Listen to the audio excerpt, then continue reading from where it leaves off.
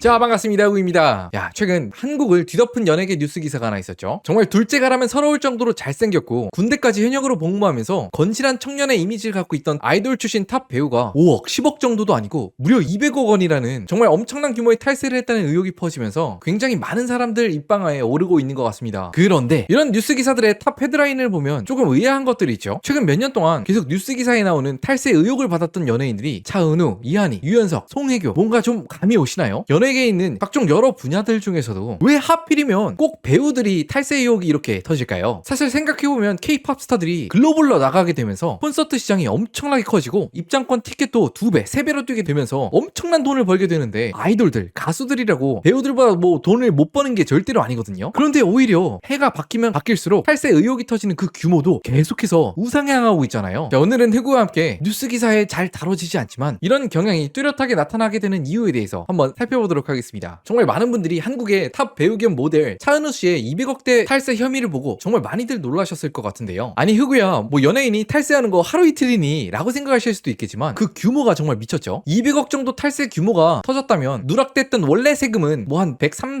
40억 정도라 하고 거기에 가산해서 붙는 세금이 한 6, 70억 정도 됐겠죠. 연예인들 같은 경우에는 아무리 규모가 커도 매출이 1년에 3천억을 넘기는 어려울 테니까 또 법인 설립이 된 지 해야 2년, 3년 정도 된 회사인데 내지 않은 법인세가 140억 원이다? 야, 그럼 1년에 500억, 600억씩 벌었다는 이야기 아니야? 야, 진짜 한국의 탑급 연예인들은 달라. 진짜 놀랍죠? 이번에 차은우 씨 논란이 불거지게 된 건 사실은 굉장히 많이 보셨을 그런 그림이긴 합니다. 이렇게나 돈을 많이 버니까 어디 뭐 소속사에 속해 있거나 개인 사업자로 세금을 내기에는 조금 너무 아까웠겠죠? 그래서 정말 많이들 하는 것처럼 나도 독립해서 따로 나와서 법인을 하나 차리고 그 법인의 사업 목적을 음반 제작, 매니지먼트, 광고 기획, 외식업, IP 관리 등 수많은 사업 방향성을 열거했었는데 그런데 실제로 가보니까 이거 완전 무늬만 있는 회사 아니야? 그런 의혹이 들었다는 거잖아요. 게다가 이런 모습도 디스패치가 공개한 해당 법인의 급여 항목을 보니까 1년에 18억 원이 적혀 있습니다. 그런데 해당 법인에 재직하는 사원이 차은우 본인의 엄마, 아빠, 동생 등의 가족인데 또 법인 소속 명의로 몰았던 여러 외제차들을 킹비 처리한 거 아니냐 그런 의혹이 있다고 하는데 물론 최근에 논란이 됐던 거는 연예인 차은우 씨가 이분 탈세를 저질렀습니다. 그것도 200억 정도나 저질렀어요 라고 확정된 게 아니라 국세청에서 우리가 생각했을 땐 너희가 더 내야 될 세금이 200억 원인데 의의가 있으면 지금 말해라 라고 밝힌 정도의 단계라고 하니까 아직 확정적으로 이야기하긴 조심스러울 것 같아요. 그래도 여전히 인터넷 누리꾼들이 정말 놀라워하는 건 이번 사안에 탈세 의혹이 붙었던 200억 원이라는 이 숫자가 정말 글로벌 클래스에서도 말도 안 되는 숫자라고 해요. 일부 기사에 따르면 전 세계에서 역대 연예인, 스포츠 선수가 탈세 의혹을 받았거나 확정된 금액이 판빈빙 1400억, 호날두 280억, 샤키라 200억. 야, 진짜 이렇게 놓고 보니까 규모가 진짜 미쳤다, 그죠? 물론 차은우 씨가 한국에서 또 해외에서도 여러 팬들을 모으면서 엄청난 인기를 구가하고 있는 건 맞지만 글로벌 팝스타나 호날두와 같은 세계적인 스포츠 선수는 연수입이 뭐 하나로 7천억, 4천억 원 할 정도로 진짜 말이 안 되거든요. 그런데 이 정도 규모의 한국에 이젠 배우들이 수입적인 측면에서 어깨를 나란히 한다는 겁니다. 도대체 어떻게 그럴까요? 몇 가지 이유가 있는데 가장 큰 이유 첫 번째로는 몇 년 전까지만 하더라도 한국 유명 배우들의 탈세 규모가 뭐 10억, 20억 하다 이제는 100억, 200억까지 이렇게 껑충 뛴 이유는 흑우 채널의 컨텐츠에서도 여러 번 다뤘죠. 한국 드라마, 영화의 제작비가 그야말로 미친 듯이 뛰고 있기 때문이라고 합니다. 10년 전에 한국뿐만 아니라 전 세계에서 굉장히 히트를 했던 드라마 도깨비의 해당 제작비가 9억 원이라고 했는데 그 당시엔 업계 평균이 드라마 회당 제작비가 약 3억 원이라고 해서 사람들이 도깨비를 보면서 와, 미친 듯이 돈이 들어가는구나. 드라마 만들려면 이제 그렇게 평가를 했었는데 요즘엔 드라마 한 편 만드는데 회당 30억, 50억, 전체 제작비는 500억도 넘는 시대라고 하잖아요. 아니 너네들 무슨 드라마 찍는 거야? 우주로 로켓 발사를 하는 거야? 그런 생각이 안 들 수가 없는데 드라마 제작비가 이렇게 뛰다 보니까 가장 크게 수혜를 본 건 드라마의 흥행 또 성공 확률을 가장 크게 결정지을 주연 배우의 몸값이 그야말로 하늘나라를 가버리게 됩니다. 약 15년 전이었죠. 박신양이 쩐의 전쟁에 출연하면서 요구했던 출연료가 약 1억 5천만 원이었고 방송사가 일단 드라마는 찍고 흥행시켜야 되니까 이거엔 응했다가 나중에는 배우님 이거 아무리 그래도 너무 과한 거 아니에요? 못 주겠는데? 라고 했다가 거의 박신양 배우가 업계 퇴출될 정도로 엄청난 사건이 됐었는데 물론 15년 동안 물가가 많이 올랐지만 요즘의 출연료를 보면 회당 1억 5천만 원? 에게?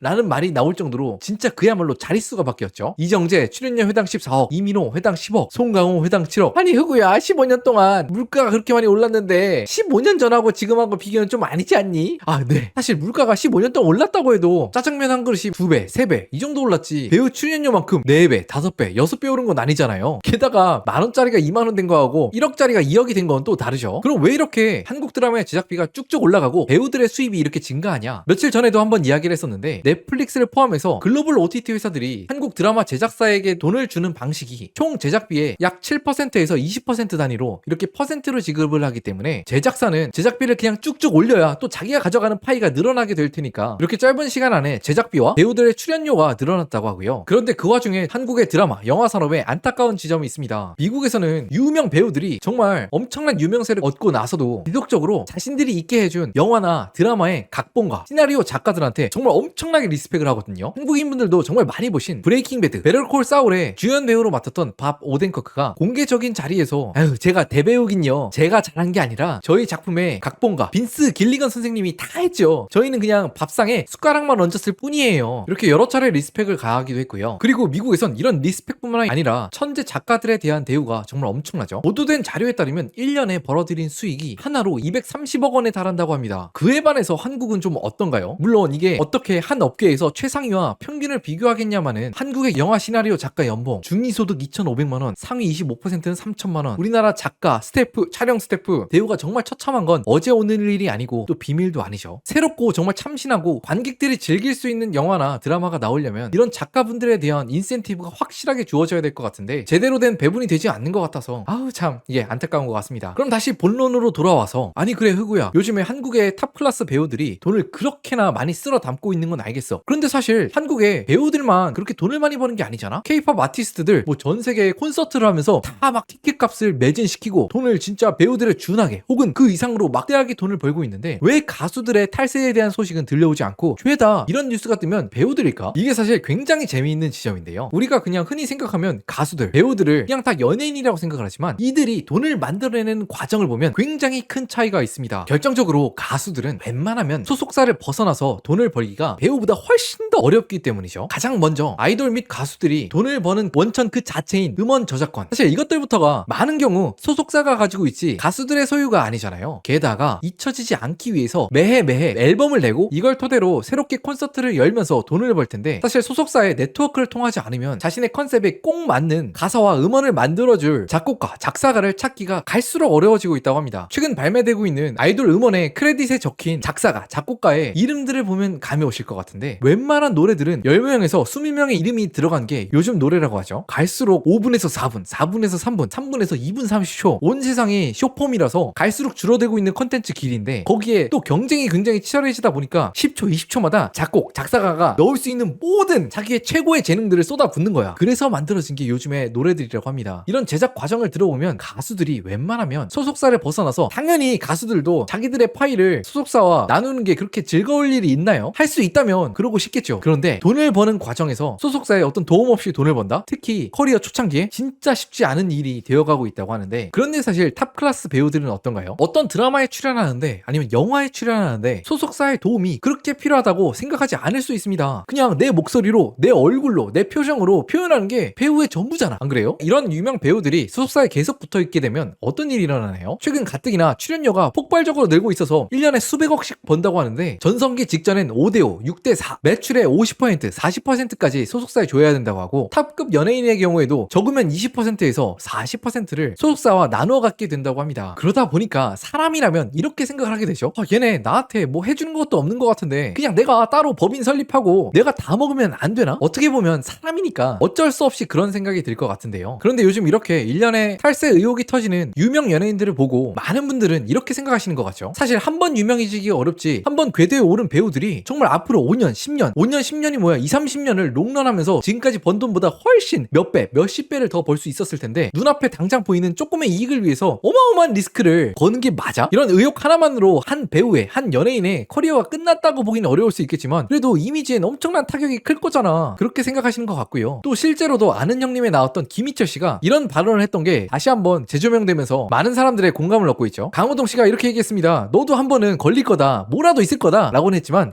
나는 주변에서 절세에 대한 팁이라고 얘기하는 것도 전혀 듣지 않는다. 어떻게 보면 보험에 대한 비용이라고 생각을 하고 그 부분에선 철저히 관리를 한다. 많은 분들이 기억하시겠지만 유재석 씨는 탈세에 탈자라도 붙지 않도록 일부러 그냥 내야 되는 것보다 살짝 더 낸다고까지 이야기를 했잖아요. 사실 저 개인적으로는 이렇게 일어나는 일련의 사태를 보면서 이런 생각을 했습니다. 인기 유명 연예인들은 저 어렸을 때만 하더라도 연예인을 두고 와 걸어다니는 중소기업이다 그렇게 얘기를 했었죠. 그런데 시대가 변해서 사람들의 평균적인 소득이 오르고 또 내가 내가 쉬는 시간에 즐길 수 있는 거, 재밌는 거, 그런 거에 대한 가치가 또 지불 용의가 커지다 보니까 그야말로 인기 연예인들은 걸어다니는 독점 기업이 되어가고 있는 것 같습니다. 사실 인기 배우가 출연료 수입이 100이 있으면 거기에 경비 처리할 게 뭐가 있나요? 뭐 식비, 이동비, 아니 뭐 피부과 가고 헬스 PT 받고 집 월세 내고 진짜 아무리 다 털어봤자 경비로 처리할 게 없다. 매출의 80% 이상이 영업이익이다. 그런데 요즘 같은 돌아가는 상황을 보면 사실 연예인들이 돈을 버는 이유 대중들의 인기 때문인 것 같은데 그 인기가 너무 신기루에 가깝다. 갑자기 어느 날 하루아침에 어떤 스캔들에 얽혀서 오래오래 롱런할 수 있을 것만 같았던 연예인들도 한순간에 몇 년을 자숙하고 조용히 사라지는 경우가 되게 많은 것 같잖아요. 사실 유명 연예인들이 어디 소속사에 속해 있어서 7대3, 8대2 이렇게 매출을 나눠 갖는 게 당장은 손해라고 생각할 수 있지만 최근에 박나래 씨의 사태를 보면 소속사에 속해 있으면 이런 리스크는 가장 확실하게 제거를 해줬을 텐데 소속사가 가져가는 돈이 그냥 가져가는 돈이 아니라 어떻게 보면 이런 사태에 대한 보험료가 아닌가 좀 그렇게 생각이 좀 들고요. 또 다른 한편으로는 연예인들의 탈세 의혹이나 뭐 내부자 폭로가 이어질 때마다 듣게 되는 수입의 규모가 진짜 말도 안 되는 것 같아요. 차은우 씨의 탈세액이 대략 200억 원 정도로 알려진다. 법인세율을 20%로 계산할 때 과세 대상의 이익의 규모는 최소 1000억 원 이상이다. 심지어 그 법인은 1000억 원을 벌 때 법인 역사가 무슨 10년, 20년 된 게 아니라 불과 2년 전, 4년 전에 설립되었다. 야, 저 같은 흑우가 누가 누굴 걱정하나 그래요? 뭐 연예인 걱정, 흑우 네가 뭐 타러 해주냐 라고 생각하실 수 있겠지만 또 한편으론 굉장히 재밌는 산업의 구조가 변하고 있어서 오늘 이야기 한번 준비해봤고요. 여러분들은 이렇게 최근에 굉장히 큰 인기를 얻고도 탈세 의혹이 번지고 있는 연예인들에 대해서 어떻게 생각하시나요? 자유롭게 댓글로 남겨주시기 바라겠습니다.